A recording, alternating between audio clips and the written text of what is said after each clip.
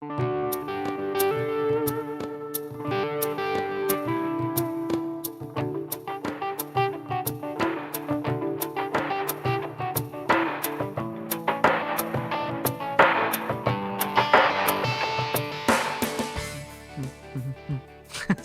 Welcome back to Restless. We're keeping that in there, Matt. Anyway, you've joined us on this episode of Restless, with Matt and Diane and myself, Father Joseph, as we crazily seek the face of Christ in today's mixed-up world. And, it was John Paul II quoting from Dostoevsky. Did I say that right? Dostoevsky? Yeah, I think so. Yeah, close enough. Man. And the famous quote was, "Beauty will save the world." Beauty will save. Have you ever heard that quote before? No, I don't think so. Yeah, John Paul II, quoting from Dostoevsky. Okay. So John Paul II actually wrote an entire letter to artists. I don't know if you're aware of that. Yes, I did. Christopher West released it. How did he release Didn't it? he? I have a book called I have a book called God is Beauty. Okay. From Theology of the Body Press that I bought about a year and a half ago and haven't cracked. Like most of the books on your bookshelf. Yeah, that's right. And it was a series of, it's 6 chapters, so it's not like a single letter. But I think it was a retreat he gave for artists is what it was. Wow. Yeah, he must have gotten a transcript or something. He can correct us if he wants to. Please give us a shout out, Christopher West. No, I was talking about John Paul II. Oh, please give us a shout out, John Paul II, to the Lord. Oh, yeah. But John Paul II, of course, was an artist himself. Yes. He was an actor. He was a poet. Have you ever read any of his poetry? No. It's beautiful. There's a great book called Roman Triptych, where he has 3 just really rich poems. So much. The man has such an interior life that had to be expressed. And in today's world, we do a lot that's very functional. So, but I really do believe that it's important for young adults and just all Christians in general to stay in touch with some sort of creativity. And that's our topic today is like creativity. How do you foster creativity in your life currently? With all of our other demands on our time. But I think this is something that is worth making time for. And Diane was sharing, when I brought up this topic, Diane's like, I'm not creative. We dug a little deeper and we found she actually had a couple of creative talents that she does use. So what, like that is true. Yeah. I mean, I'll preface this. My parents met at an accounting firm. Me and my siblings are all CPAs. So, we weren't, my dad not loves artsy sports. fartsy. No, we didn't go to like museums as a child. We didn't read poetry. Although I did actually have to memorize poems and present them in 6th grade. Yeah. Wow. Yeah, it was torturous. Okay. Picked the wrong poem, apparently. Yeah. I don't know. I'm not like opposed to opening up poetry now that I'm older, but it was definitely not, I'm just not like an artsy person. I think art was the class that I had the worst grade in. Really? Yeah. Really? Yeah, it was just, I'm not good at drawing. I'm not good at painting. Music? I did play the violin actually through high school. So that was, it's funny because that's the most mathematical of the arts.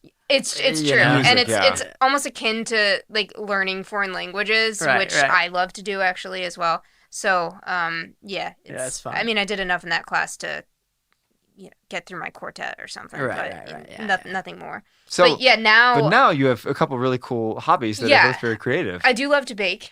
Sure. Yeah. So I consider that creative, right? Absolutely. I look up a lot of different recipes. I'll substitute ingredients. I live sort of a healthy lifestyle, cut out a lot of sugar. So, just testing. My parents won't necessarily eat what I bake, but really, I think What's some of the weirder stuff that's come out of your oven? You can substitute, like Greek yogurt, applesauce, things like that for oils and everything. And but yeah, Christmas time cookies. Every year I try to add something different, and I love to decorate them. Make them look bakery-esque and professional. Right. Nice. So nice. I would say that's one area. Oh yeah, it's an art. Yeah, absolutely. it is. I have no doubt it's an art. Because I can't do it. Yeah. For sure. And just to be able to like substitute things and kind of play with ingredients and things like that. So and I like to try different recipes, whatever I can find, just kind of on the internet. Gives me an idea. It's like, oh well, let me tweak it for this and. Yeah, sure. Yeah. There was another one too that you said that was pretty cool. Yeah. So I bought a camera probably 5 years ago or so, and I've never taken a class or anything like that. So definitely not a professional, but I love going, especially in the spring, like taking photos of all the flowers, sunsets.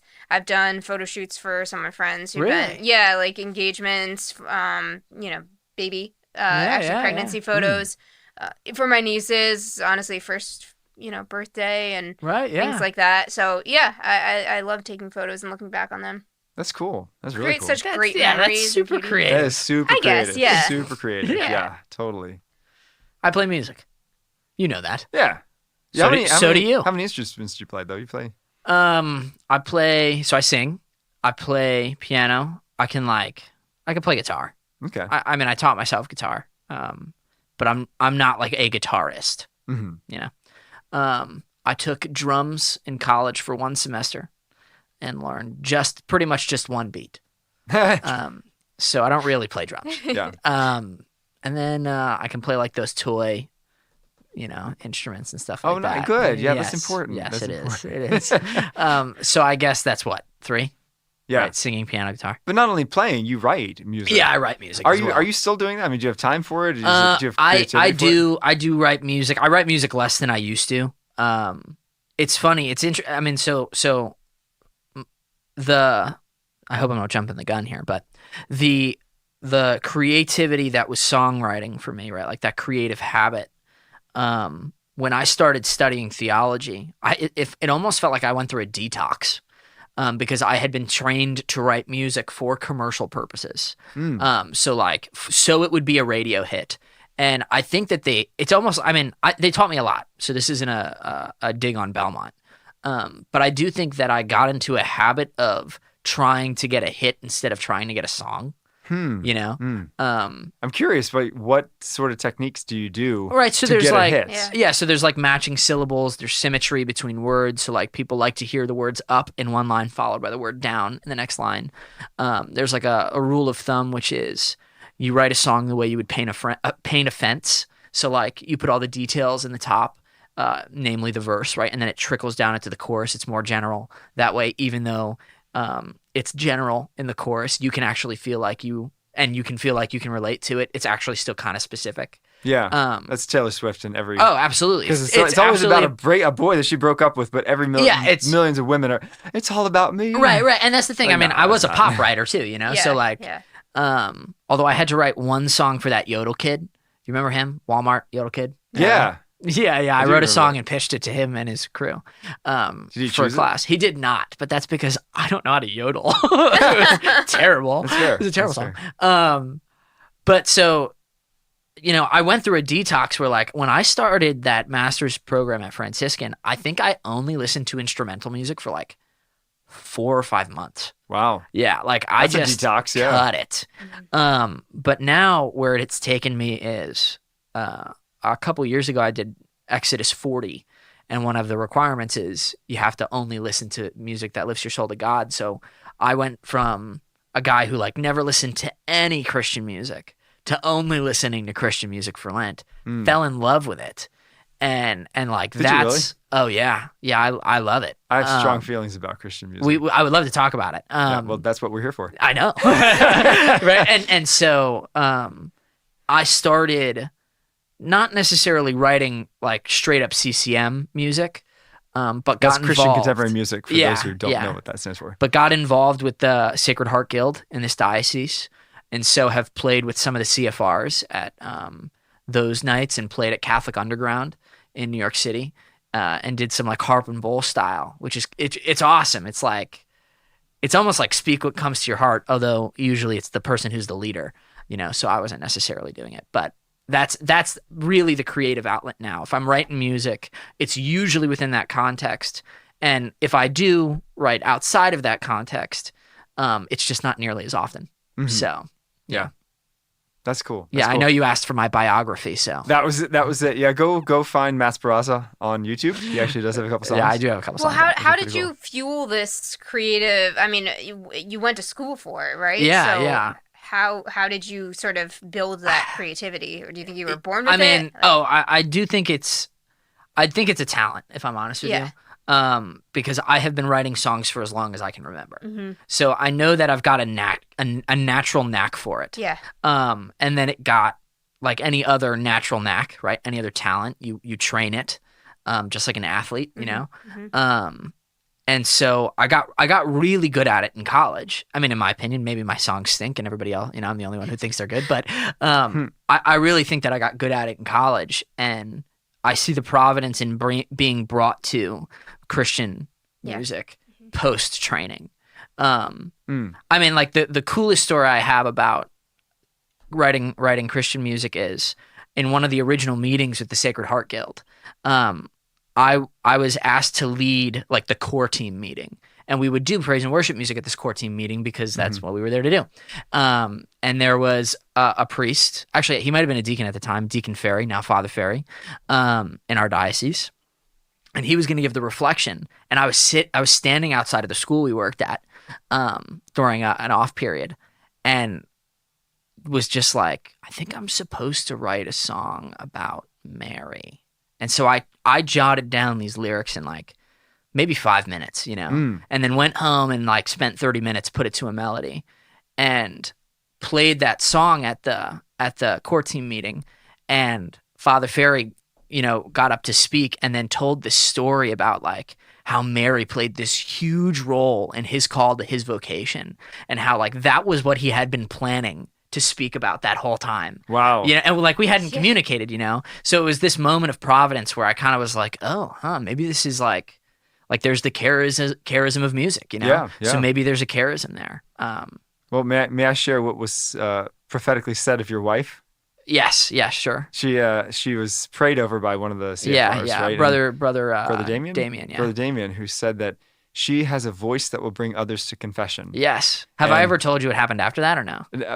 Go ahead and share with our listeners. Yeah, so that happened like a 7-day period before where this story is going. So a week before. And so Brother Damien prophesies over her. He prophesied over me and was like, you're going to be a foundation to lead people to take risks in music. And I was like, I have no idea what that means. You were so explicit with her. Yeah. But 1 week later, we ended up at St. Mary's in Ridgefield. And it was funny because we had kind of forgotten that Brother Damien had done this. And we had signed up to do St. Mary's months beforehand. And so we were there, and I remember we were like considering not going. You know, she was very pregnant at the time. And so we were like, you know what? The Lord's always been generous with us. Let's do it. You know, we'll be generous. And Father Malachi, CFR, was supposed to play with us, and he forgot his guitar. And so he was like, the Lord told me I'm supposed to be in the confessional tonight. And we were like, how about that? Sounds good. You know, and it was also during, I don't know if it was the Exodus 40 or whatever, but it was during Lent. So I was spending some extra time in adoration. And in adoration, I thought the Lord had said to me, I want you to tell them that it is good enough to just be in front of me, and that they have a good father, you know, which happens to be a Christian song. Yeah. Good father, yeah. And so we played that song for sure. But Father Malachi, I told Father Malachi that, and his response was like, I am confirming that for you, dude. Because that's how he talks. And he's super charismatic. And we were praying, and it was like palpable. I mean, my hands were in the air. Which is not usually my style, while we were praying with Father Malachi, because it was like this rush of the Holy Spirit. It was like I could feel it, you know? And then when we got to playing, I'm pretty sure we played for like maybe an hour, you know, or so, and both sides of the church were lined for the confessional. And then we found out that Father Malachi stayed in the confessional till about 11 o'clock. Wow. You know, and so the night had started around like 7:38, something like that, you know. But then even later on, we did another heart-to-heart, you know, I think actually it wasn't at St. Jude's, although we did one at St. Jude's. Yeah. And Brother Damien was there, and Father Malachi was there. And it was the first time we had all been together since this happened. And so we were like, Brother Damien, your prophecy came true. And he was like, I prophesied over you? And I was like, yeah, you're not allowed to just forget that. He prophesies over so many people. Well, actually, he actually said, you know, that the words aren't for him, you know, and so he really does just forget them. But push come to shove, we were able to actually connect. And obviously, like, I don't know details like this person's name, that Father Malachi, that week that we were together with Father Malachi, 1 week later after Brother Damien had prophesied over Renee, Brother Damien was doing a mission somewhere else, and it was a healing ministry, and there was a young woman who he had been working with for that weekend, and she experienced tremendous healing. And by the end of that time together, she had said to Brother Damien, like, I just want my father to come back to the church. That's like what I really want. And at the end of that time together, she comes up to Brother Damien and is like, brother, you're never going to believe this. I just got a text from my friend that my dad went to this praise and worship night in this place called Ridgefield, Connecticut, and went to confession for the first time in 10 years. Wow. And we were like, no way. And the line that's always stuck with me from that story is that Brother Damien responded to this, providence, because I don't know what else to call it, with, if you ever forget that God's writing the story, you're out of your mind. Like, he writes straight with crooked lines. I know that is a huge rabbit hole that we just went down. Such a cool story. And I think it connects a lot with creativity, right? Because I guess the question is creativity, whatever it is, whether it's writing songs, writing poetry, baking, photography, art, is it for you or is it for others? Certainly when you're baking, it's for others, hopefully. A little bit. Only for yourself. Tiny bit. You got to taste test it. That's right. So you don't poison other people. Right, but. Yeah. No, I eat all the cookies. But I think I think it's both, right? Yeah. I mean, it feeds the soul. And if it's not feeding your own soul, then you're doing something that doesn't feed your soul. So, like... Yeah, it's a charism. You get joy out of, that, but obviously there's a benefit for other people. Yeah. Yeah. What do you think? Yeah, no, definitely. I think it's for both. Because I think that idea of the charism, right? And a lot of charisms, some charisms seem a little more mundane, but I think a lot of them have a very profoundly creative element, like people that are great at preaching the word of God, great Amen. speakers. Well, that's very creative, to come up with a homily in a service, and I don't know, but yeah. I mean, yeah, or whatever it is. I know I've my parents have this friend named I only know his last name, Mr. Roten. I know him as that. I don't know. Fair enough. But he has a true, unbelievable gift of woodworking. He has built like the most intricate altar by himself, like this inlaid wood's absolutely gorgeous, Amen. and it leads others into worship. And I think he gets great fulfillment out of it because he just does it, and that's where he finds his peace. And yeah. So I think creativity has, but I think that's a big distinction between that and creating something solely for the purpose of others' consumption, like what you're talking about with these songs. Yeah. I mean, are you talking about the Christian songs or like commercial songs? Both, because I'll be blunt. This is my thought on Christian music: is that 99% of Christian music is also creatively vapid. In that it was written so that it could be a radio hit. A lot of the stuff with the mainstream Christian artists. That's why I like these obscure Christian artists no one have heard of, like Josh Garrels. And, I actually haven't heard of him. So there you go. Yeah, I've never heard of him. But I think you like Josh Garrels? Yeah, I do.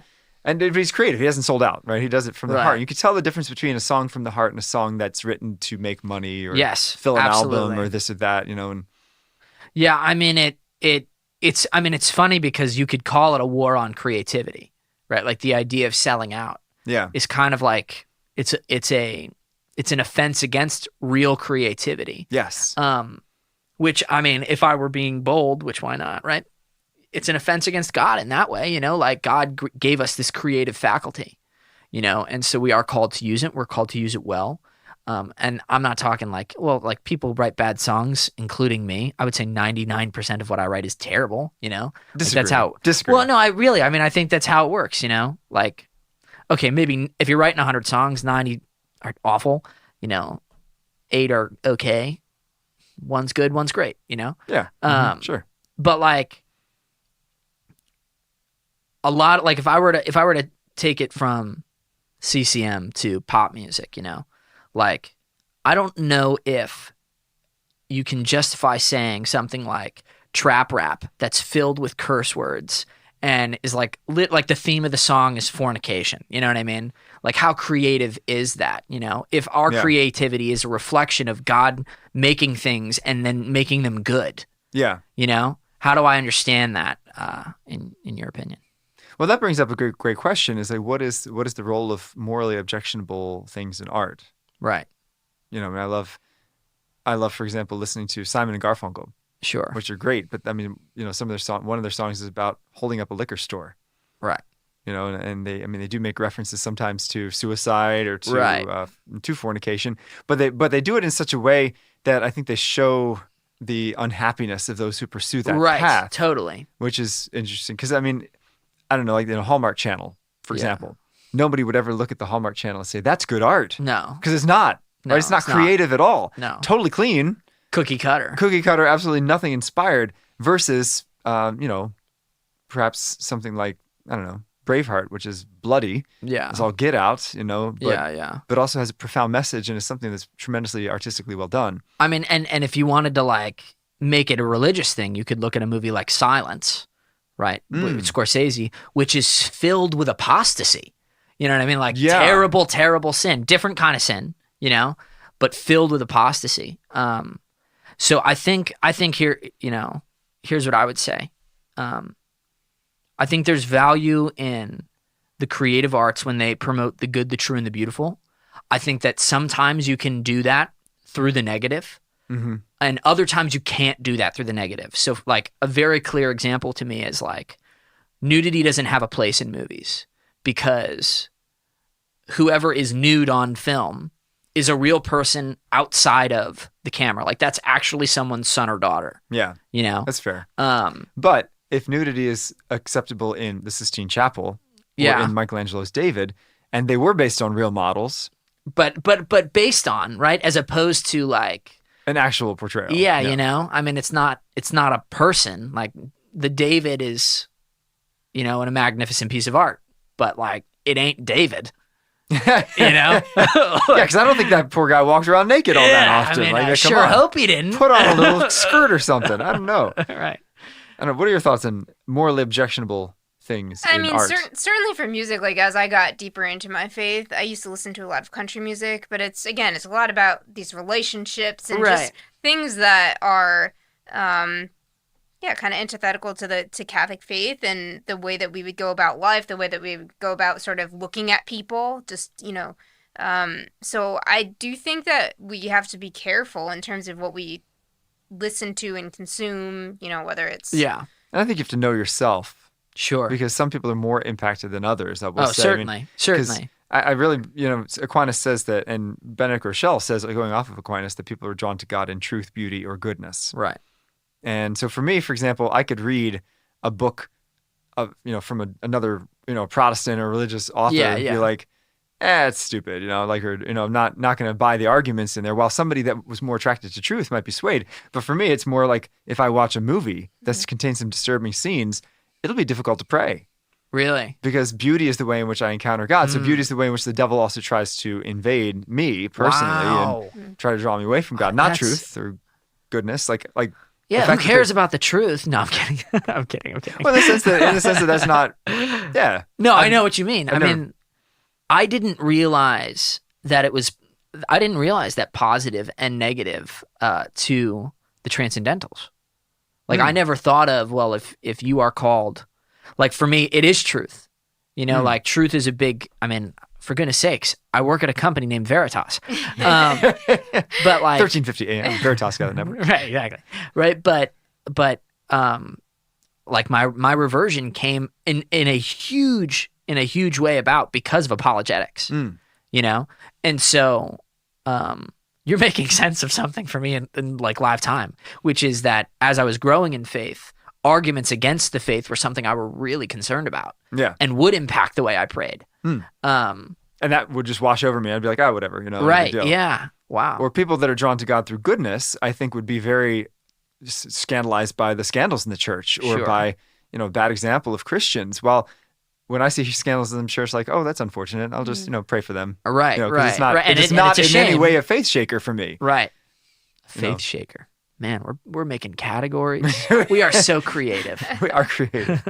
So is it necessary, do you think, for young adults to indulge in some sort of creativity? Because it seems like, when you're a kid, you take art classes, music classes, things like that. Do you think it's necessary for young adults to have some sort of creative outlet in their life? I mean, I think it's a good de-stressor, right? If you're like me and you're an accountant and you're constantly looking at numbers and using your reason and all that, it's a good break. And I mean, I certainly, even just for, I can't paint or anything, but when I go into a beautiful church, that certainly lifts my mind and my heart to God. So there's that appreciation there. Even just like growing in faith and kind of being exposed to chant, the Gregorian chant, and more traditional hymns and things like that. I mean, I certainly think that it helps to lift your mind to what's important, and leisure, is certainly has a place in all of our lives. It can't all be about, production and, I think too. This is me thinking out loud. It's the best way so to do it. Yeah, I'm not prepared to. Yeah, because if I think in my head, you can't hear me. But or can I? Our listeners cannot, I hope. But in order to be like God, since we are made in His image and likeness, God is ultimately a creator, and we need to be able to look at something and be able to say that is something I made. And I wonder, when you, for example, look at your son, if you feel that sense of accomplishment in the sense of like, I've done something God has done in bringing something new into existence. And maybe people get that by if their job is to build a house or something like that. Right. But ultimately, if hopefully when you look at baking, you look at those brownies like, I did that. And that's a sense of like, I have accomplished something that a task that God has given me to do, and I have something to show for it. Right. But I don't even think it needs to be artsy necessarily, because I'm thinking I teach RCIA, and so I construct and craft my lesson plans and deliver them in a way that, is compelling to the people in my class. And there's creativity involved in that. There is creativity. And you don't just read the catechism to them, you just do it dynamically. Exactly. And this is like a lot of times the first time that they're being exposed in a while to the truths of the faith. And so to make a compelling, joyful argument is, I think, a creative outlet too, like crafting sort of your own story of how God has worked in your life, but at the same time teaching the truth of the faith. Yeah, yeah. Yeah, I mean, so to answer the question about my son, right? I mean, I don't know if I ever look at him and go, I created you, You should remind him of that frequently. You know what Bill Cosby used to say? No, I don't. I brought you into this world, I can take you out of it. Yeah. I didn't know that was him. I've heard Bill that Cosby, so many times, though. From your parents? No, what is the Fifth Amendment? I think that love is creative, basically. And I mean that in the sense of like,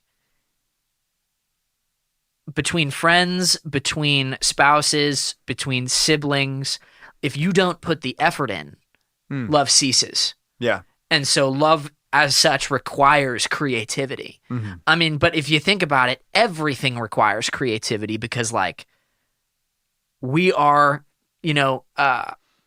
developing sentences as we go. You know what I mean? Yes, but I think in a lot of lines of work, particularly no offense to accountants, I love that. But I'm sorry. It's so no funny. knocking accountants. It's awesome. But you work by your generally GAP, generally accepted principles. Is that what GAP? Oh, yes, GAP. Generally accepted. I'm sorry. You're close. Generally accepted principles. Like, are right? you talking about CPA? What? No. And like if you're creative and just like, I think I'm going to do it my own way, sure, you're going to be in huge trouble. And sure. in a lot of lines of work, especially nowadays, there is a lack of creativity, because it's like, apply the principle, do the principle, get the results. Sure. That's your job. Sure. And I think a lot of people are drained by that, because they're like, well, first of all, I'm only working for the man. I don't have anything to show for it for myself. Yeah. But also then I have no creativity, because I'm not in charge of making any decisions in this whole process. It's just do what I'm told to do. Right. The standard governs what you need to do as an auditor. Yeah. Mm-hmm. Right. Yeah, so I think it's important then to have those creative outlets outside of work, like especially when you're constricted and you can't. I mean, obviously you have much more capacity. Right. I've got like creativity's built into my job. Yeah. Because like I would even go as far as to say that podcasting is a creative thing to do. Yes. Right. We are trying to have informative, entertaining, if I'm on the episode comedic, communication, so it's not just sharing, to an extent, it's also showing, because it's not just among us three. Right. Although you can make the argument we're sharing with other people, but whatever. I mean, even if nobody listens to Restless, which I hope everyone does, but even if no one does, everybody, it's still worth creating. In that we've had great discussions, absolutely. We've bonded, we've shared our faith with one another. Yeah.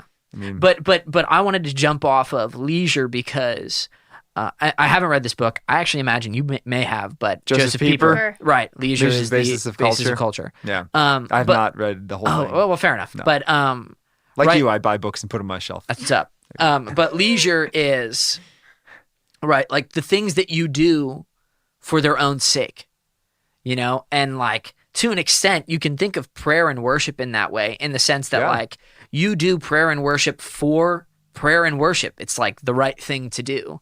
Don't need any further end. Right. It's right there.